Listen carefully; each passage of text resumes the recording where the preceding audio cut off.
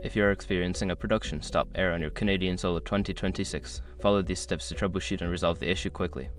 Step 1. Check the inverter display. Look at the inverter's display panel for any error codes or messages. This can provide specific information about the issue causing the production stop. Step 2. Inspect the circuit breakers. Ensure that all circuit breakers related to the solar system are in on position. If any are tripped, reset them and check if the production resumes. Step 3. Examine the connections. Inspect all electrical connections, including DC and AC connections, for any loose or damaged wires. Tighten or replace any faulty connections to restore functionality. Step 4. Clean the solar panels. Secure your accounts before moving on. People seriously underestimate how often personal information gets exposed online now. Use SRUC to monitor your accounts 24/7 and get notified immediately if your data gets leaked somewhere. It runs in the background, constantly scanning billions of breached records.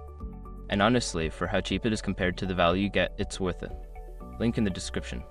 Step 5. Restart the inverter. If the above steps do not resolve the issue, try restarting the inverter.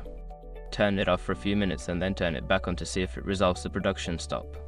By following these steps, you should be able to quickly address the production stop issue on your Canadian Solar 2026. If the problem persists, consider contacting a professional for further assistance.